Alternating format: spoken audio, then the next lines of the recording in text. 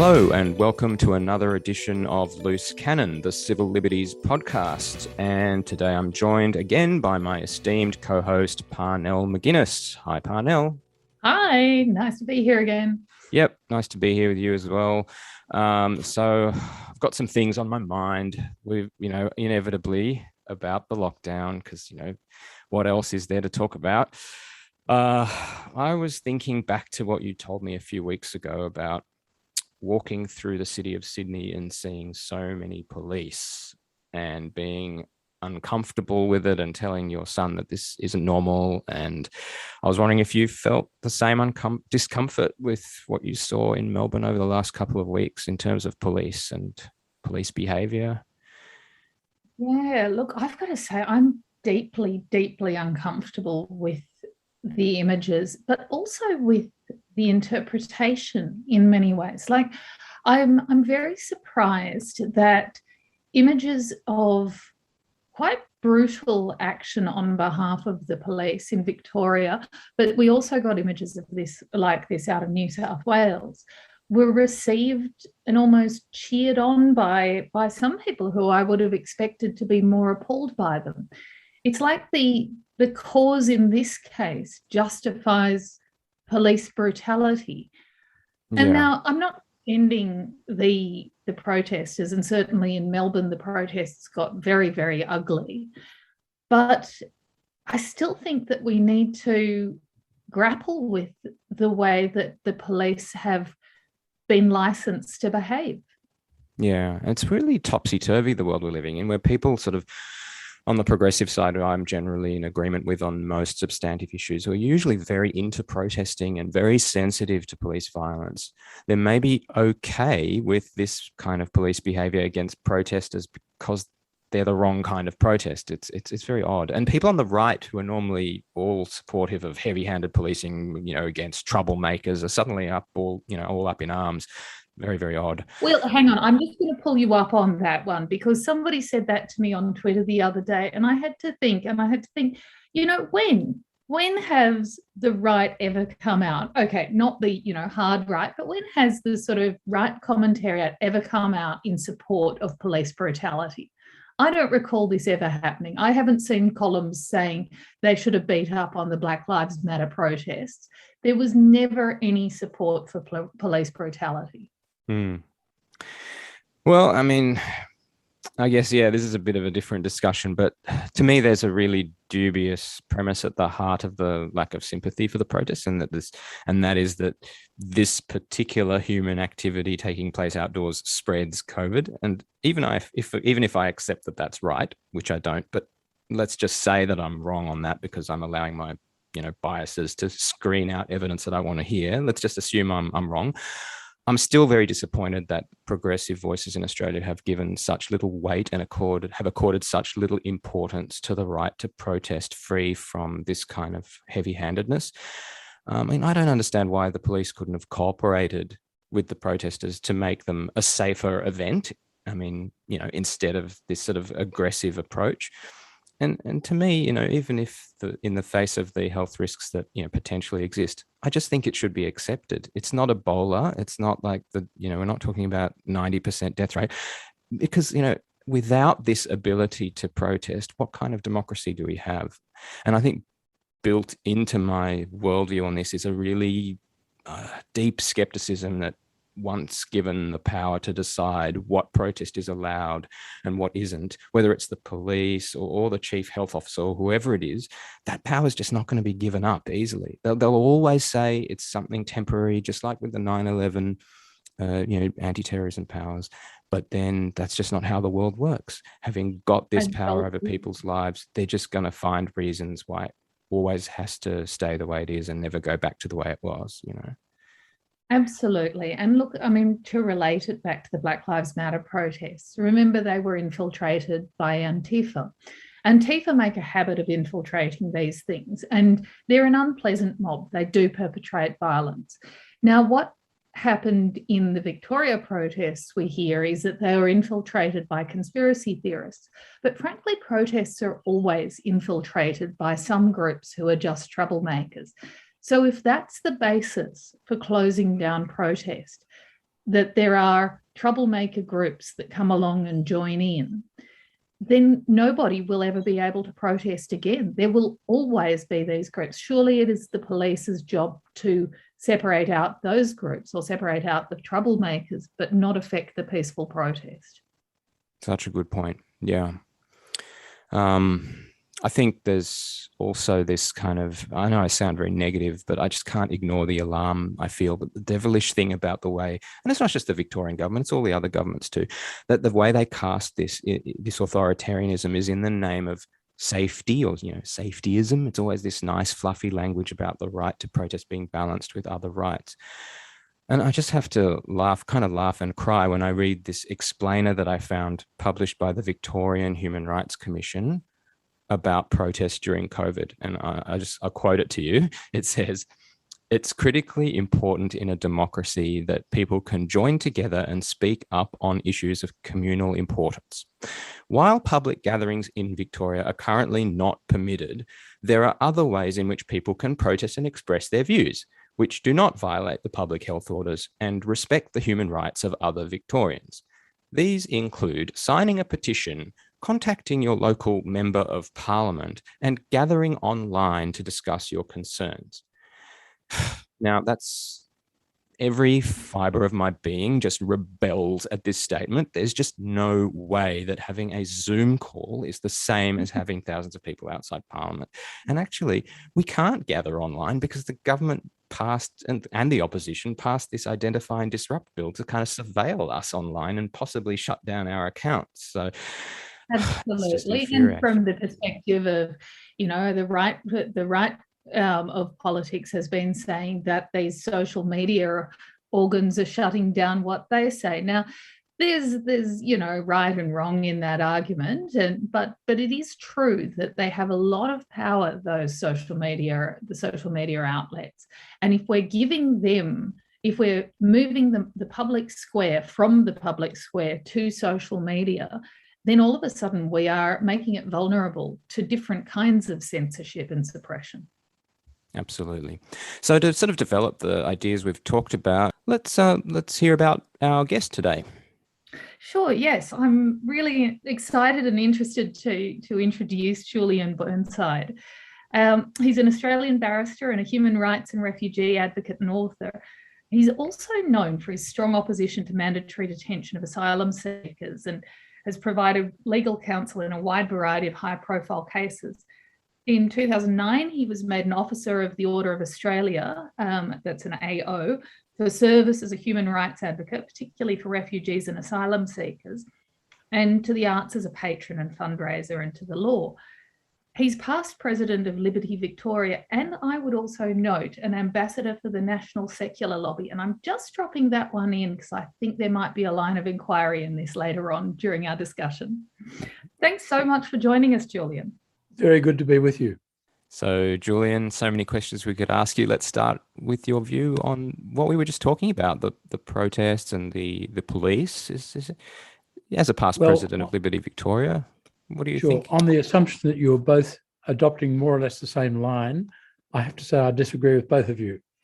I must say I thought that the police, it might have been very difficult for the police to cooperate with individual protesters so as to make the protests safer, because how do you decide who are the real protesters and who are the right-wing hangers-on?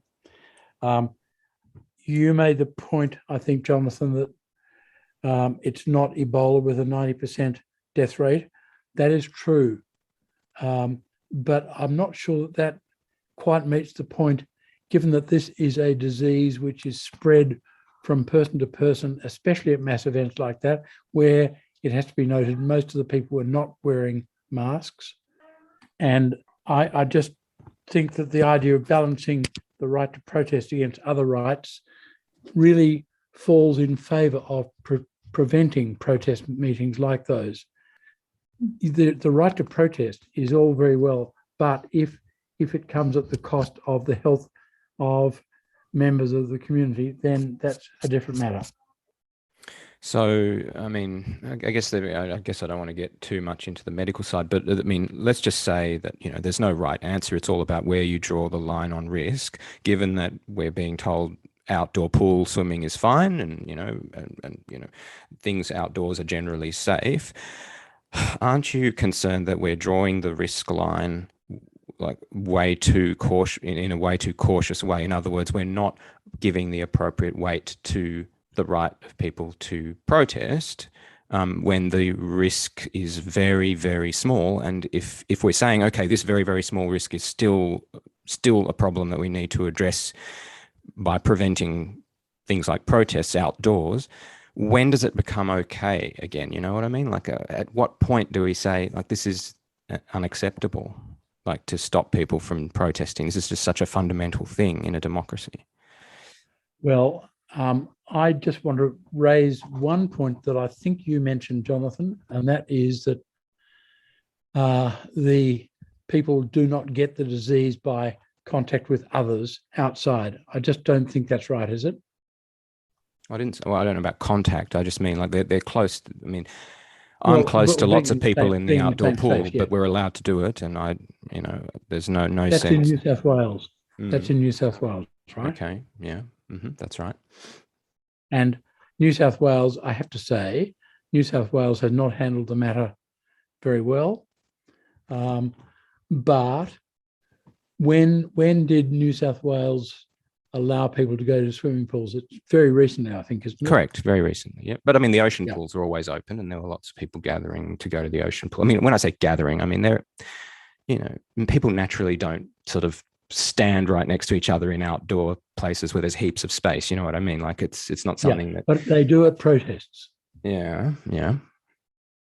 And frankly, the footage which I saw on television of the protests had lots and lots of people standing very close to each other and screaming and shouting and things that I would say probably, on our current knowledge of COVID, probably increase the risk of the spread of COVID. Mm-hmm. Now, if we had clear information that what was going on at those protests could not spread the disease, then I would say I would agree with most of your points. But that is not my understanding of the position. I mean, for you, I mean, obviously you're not speaking for any organization, just for yourself. Like, when do you think would be acceptable to lift those restrictions on protests? Like, is it? It would be acceptable to lift those protests when it was plain that COVID could not be spread in those circumstances. But surely that's never going to happen. I mean, there's going to be some people who are not going to be vaccinated. We can't force everyone to be vaccinated. I mean, is that just a recipe for saying, well, from now on we don't get to protest? No, I don't think so, because there are lots and lots of things that are not susceptible to transmission from one person to another merely because they're in the same physical space. No, but what I'm saying is, like, COVID's going to be with us for a long time. Is that it? From now on, we don't get to protest if COVID's around, which it will be? If COVID remains as deadly as it presently is, then I think the answer to that question is yes. My understanding is that it will not be as deadly as it presently is in the medium to long-term future. What if the protest's not about the disease? What if it's about asylum seekers? Well, to be candid, I'm not sure that protests are a very effective way of drawing attention to a particular problem. So in all my, 2 decades now that I've been talking about asylum seekers, the idea of protests has not been amongst the range of possible activities that have occurred to me. Now, maybe that's why I've not achieved anything in the last couple of decades. Dear. Julian, I guess I'm surprised by that response, especially for someone who's been involved in civil liberties organisations. Do you think it's a sort of, you bring a particularly Australian view to this, in the sense that, you know, most Americans would probably be horrified at the sort of very, how shall I say, pragmatic approach you've taken to this, as in, you know, the principle of protest is not really that important. It's more, well, you know, the sort of practical implications. Or how would you characterize your take on this? I guess you've got to get my take on it correctly, and I may have expressed it badly before, but I would say that you should not be able to express your protest to a thing which threatens all of us in ways which increase that threat. And it's really balancing up the sacrifice of individual rights for the protection of the rights of most of us. Now, there's no doubt that if the risk of COVID infection is increased by protests against steps taken to reduce that risk, then I don't have a problem with the idea that those protests should be thwarted. And are you happy with the health officer, chief health officer, or the premier deciding what is an acceptable protest? They know probably more about the mechanism of spread of this disease than most of us. And if they think that the protest jeopardizes or enhances that risk, then I would say the answer is yes. I would be prepared to accept their statement of that. Now, unlike you, I live in Victoria, and I think human rights are fairly well treated in Victoria by the police and recently by the health department. So I'm not as anxious about it as you are from Sydney. This sounds very much like the reasoning which the courts used when in the various attempts to challenge the public health orders, the emergency public health orders, which were keeping Australia locked down and preventing travel between the states as well. Essentially, their reasoning was, well, the health authorities know better, and so therefore we will do as the health authorities consider as right, which seems to me to make sense in a certain degree, but it also seems to me concerning that there are no limits and no way to question or challenge it, because emergency order after emergency order has now been approved. And under these emergency orders, a number of policies are enacted, a number of things like curfews are imposed upon the people, which actually have no scientific basis in preventing the disease. So an emergency power can cover an awful lot of things, and there was just no way to challenge the court on the court, which had said we do everything that the health officials tell us to do. So how do you think about that, Julian? I'm curious to at what stage do you say this? We now have to be able to challenge the health authorities. Well, I guess the practical answer to that would be, was there any evidence that the health authorities didn't know what they were talking about? Because that is the way to challenge that reasoning. So in one of the cases in Victoria, actually, a woman brought a case in which she mentioned curfews as something which has no basis in scientific evidence around the world that actually reduces the infection, reduces COVID infections. And the judge in that case said, well, it's part of a suite of measures, and we can't tell which of these suite of measures is effective. And so therefore, we're going to uphold it and wave the whole thing through. So it was sort of waved through under this suite of measures justification. But then if that can be waved through, then how can anything be challenged? Everything is then part of a suite of measures. Well, the way things can be challenged is by directly going to the point you made earlier, that it is assumed that the health authorities know more about the subject than the rest of us. Now, if that could be disproved, then I think it would be very difficult to succeed in the. I think it would be a lot easier for challenges like that to succeed. Is there any sense that you have that this is sort of the zealousness and the cruelty towards asylum seekers over the last 20 years has any parallels with what we're seeing now, in terms of the zealousness of the policies that we're applying to ourselves?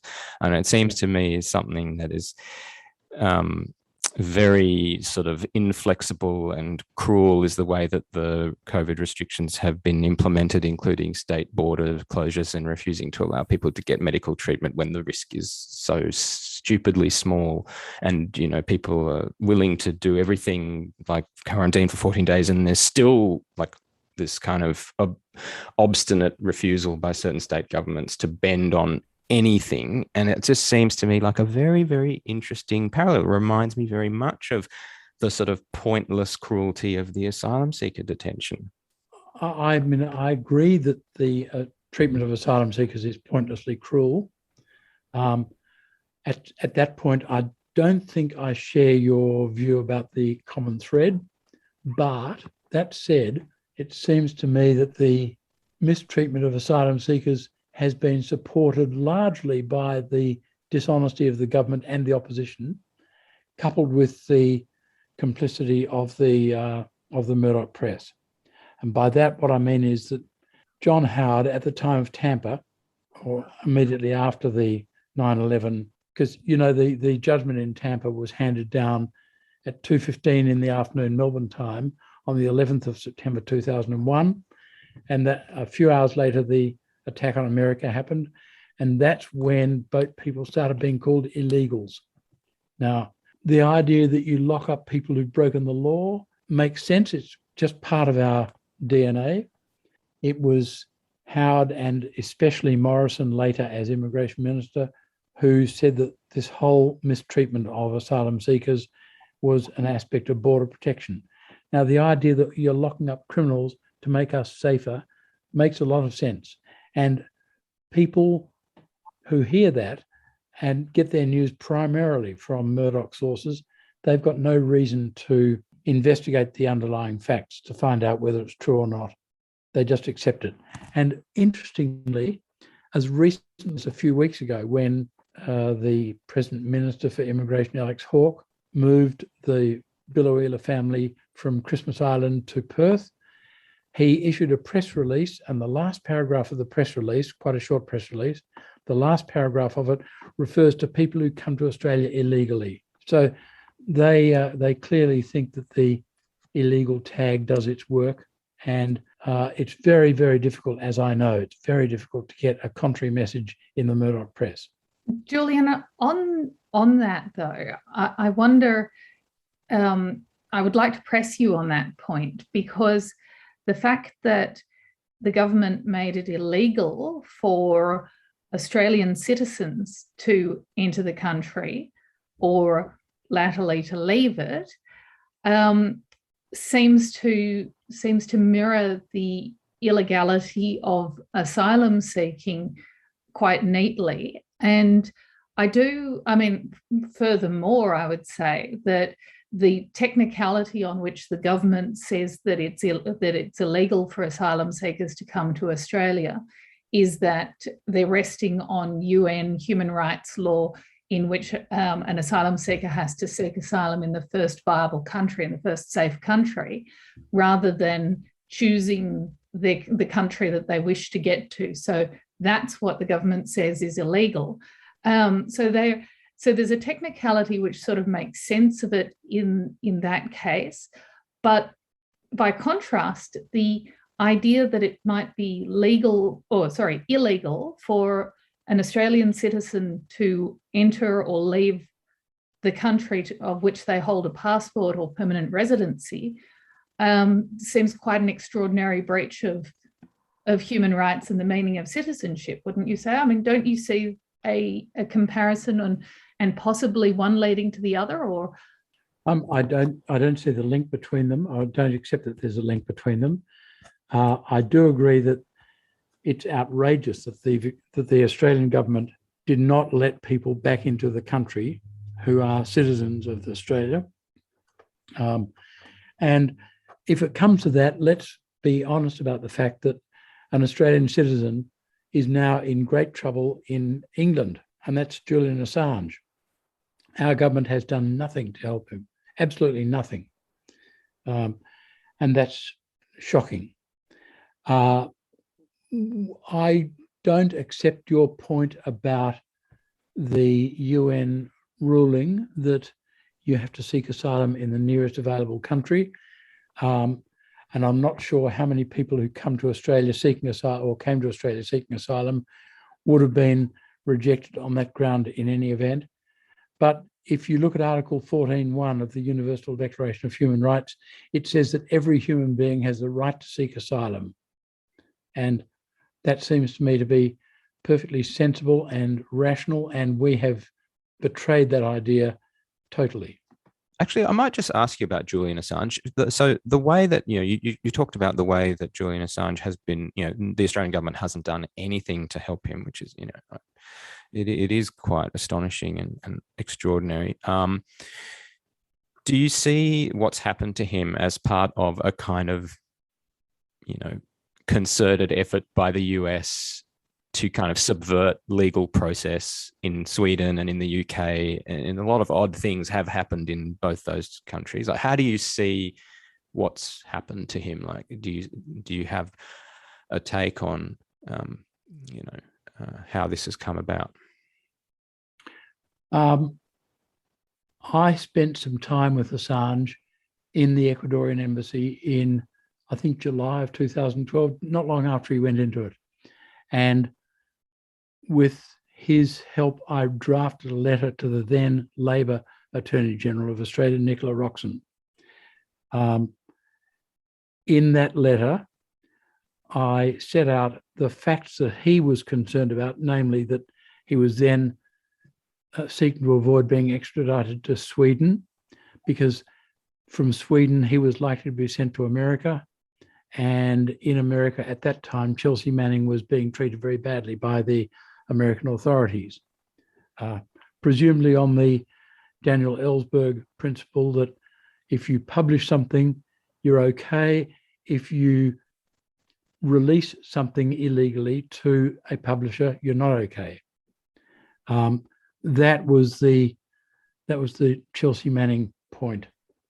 Anyway, the Australian Labor government at the time did absolutely nothing in response to that. They could have sent a car by arrangement with the British authorities. They could have sent a car to the embassy, taken him directly to the airport, and put him on a plane to Australia. That would have got him out of the trouble that he's presently in. Now, doing that would be much more difficult to arrange because he's in the middle of a court fight. But later on, I sent a similar letter to Malcolm Turnbull, and his government did nothing at all. Now, you've there got a Labor government who treated him badly and a Liberal government who treated him badly. And that's why I say that Australia has done nothing to help him. And I would have thought an Australian citizen, however significant or not, should be able to assume that the government will help them as best it can, but they didn't. And okay, so but just about the I guess the phenomenon of increasing sort of authoritarian responses with a kind of anti-terror, anti-government sort of justification.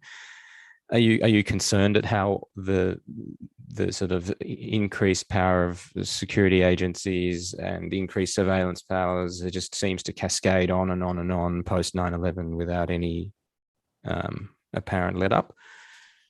Yes. But what if the national security authorities know better than the courts?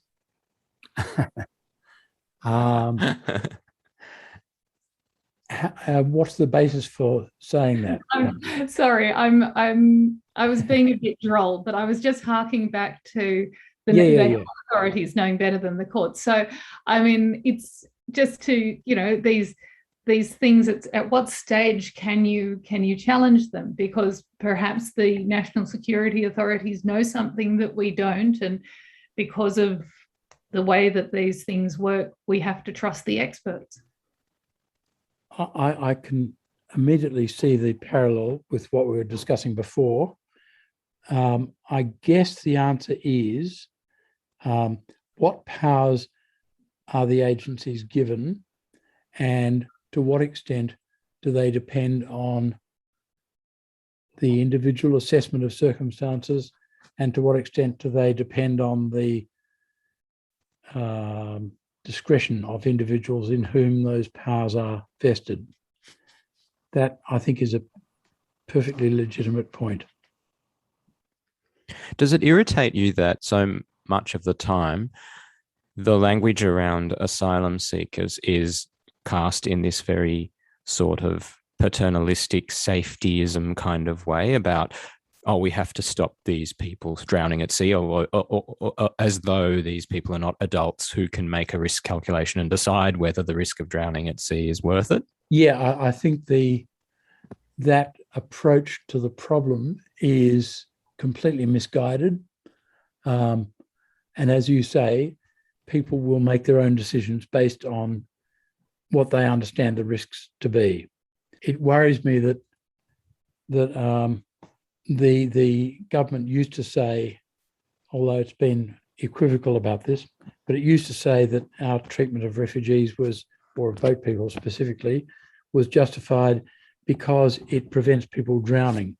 Well, there was a wonderful Kathy Wilcox cartoon a few years ago.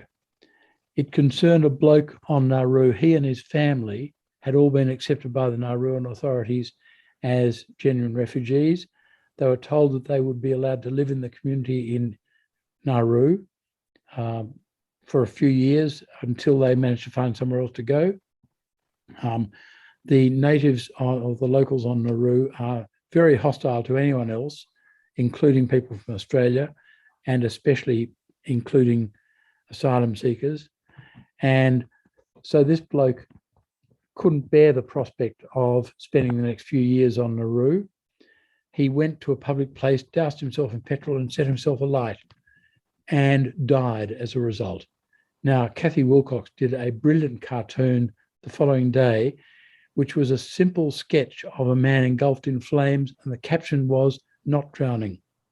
It's interesting, Julian, because that's kind of the way I feel about some of the lockdown policies. I feel like there are so many ways in which people are suffering because of them, including people towards the end of their life not being able to see their families. That's just a feature of the way we've handled it, in old people's homes and so on. And I sometimes think, well, if we're all dead, we couldn't catch COVID. That's the Kathy Wilcox cartoon there. Yes. Yeah. Can I convince you that there might be some parallels here? Give it a go. Well, if there are people who are not going to get regular medical checks because they're too afraid, and they're dying because of that. There are people who are because they're afraid of COVID, going to the hospital, because they've been instilled with fear. There are people who are just being denied the right to see their family in the last days of their life. There are people who... And just this week, we had another suicide in hotel quarantine, and there have been many, many mental health issues in children as a result of this closure of schools. So I think there's a good case to be made that there are many harms in the COVID response. There's one aspect of this which is worth considering. I was rather hoping when Victoria passed its 200th day of lockdown, that attitudes in Victoria to the idea of locking up innocent human beings without charge, without offence, without charge, without trial, they just put in detention for years on end. I was rather hoping that might shift people's attitudes, but it didn't. Has your attitude towards lockdown shifted?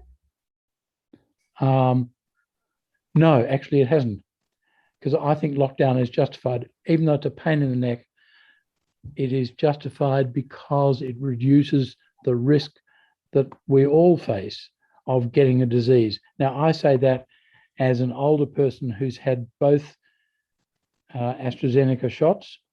Okay, in theory, that means that I shouldn't be able to get the disease. But if there is a risk and the authorities think that the risk is minimised by lockdown, then I support the idea of the lockdown. Are you going to take some overseas travel soon? I hope not. You don't want to. You don't feel like leaving Australia and going overseas again anytime soon? For a trip, no, because I actually don't like traveling all that much. What if I like traveling? On the other hand, I would consider leaving Australia permanently and going to New Zealand if my views about Australian attitude turn out to be wrong. What do you mean going to New Zealand? Why go to New Zealand? Sorry. Because New Zealand strikes me as a country that is similar to Australia in many ways, but a lot more enlightened. And they've actually got a leader. But, okay, there are still some people who are very interested in travelling, just to bring us back to the refugees. And I want to continue on this point because I just remembered there was a news report the other day about refugees from Haiti where things are perennially awful. And they've been entering the US. And the author of this article, I don't remember who the author was, but the article was pointing out the paradox in this situation that you had refugees coming into the US from a country in which there are no COVID controls. They could be bearing anything, and we're in the middle of a pandemic, into a country in which everybody will be expected to wear masks from 3 years old up, and in which one of the sort of key planks of the current government is the prevention of COVID and potential lockdowns and restrictions on society as a result of that. Is there a limit to the free movement of people in a pandemic if it's for refugee purposes? You mean, should refugee movement be inhibited because of the risk of COVID? If that's what the question means, I would say the answer is no. Right. But so if we're not going to prevent refugees from moving, why prevent people from countries which have much stricter controls around and tests for COVID from moving into other countries in a way which is much more orderly? Because refugees only move in order to save their lives. That's very different from people who move around just because they think it's enjoyable. Or because they have business to do in another country, or family that they want to visit. Human relationships are global these days. Yeah, if they need to move because they need to see family, that I would say that is in a different category, and I'd want to look at that on a case-by-case basis. So there are reasons which I can be approved to travel for. How does that square with human rights? Having the government approve my reasons for travel? My underlying attitude to human rights in this context is that the rights of the individual should not be exercised so as to jeopardize the rights of the majority of people. What people should think about is this. If we all, let's suppose everyone in Australia took your view of the lockdowns. Let's suppose everyone in Australia thought it was a dreadful abuse of human rights for the government to act on the basis of health reasons, to say that you can't go out and protest, you can't go out at all unless you're wearing a mask. How would they feel if the position was, you who come from a different country, you're not allowed to go out at all. We're going to jail you and treat you like criminals. We're going to lock you up. We will not let you go to the local park for a walk. We will not let you go to the local supermarket for shopping. We will just lock you up. How would people reckon that was? Well, yeah, I think it's unacceptable. Yeah. So is that the view of the population at large? Well, I think probably not, and probably that's because their politicians are constantly telling them that this is the right thing, and we've got no one who's brave enough to stand up and say, no, this is wrong. These people are not a threat to us. And it's difficult. Let's be candid about this. The Murdoch press has not helped this. The Murdoch press will not run any line that contradicts what the government likes to hear. And that's Julian, I really have to pull you up on that one, because I have written for the Murdoch press myself and said plenty of things that the government would not like to hear. So I think... Did they publish them? Yes. Did they publish them? Yes. Good. And I have appeared on Sky and said exactly what I think, which I also appear on the ABC and say exactly what I think. And as I said to Ellen Fanning one day after I'd just come off Sky and come to the Drum, and she said, gosh, isn't that a big change for you? And I said, no, I'm just going to be saying the same things that I said earlier today. Well, good on you, Parnell. And I hope that you will one day speak to them about the dishonesty of calling boat people illegal. Julian, I want to say thanks for joining us. We're about to be sort of kicked off the Zoom because we're at one minute. But I really appreciate your time and having this wide-ranging chat. I'll just say thanks for joining us on Loose Cannon. Please do get in contact. The email address is loosecannonpod@gmail.com. This email address and also Parnell's Twitter is on the show notes, and would like to hear from people on guests to have on and recommendations and comments. So yeah, please do get in touch, and see you next time.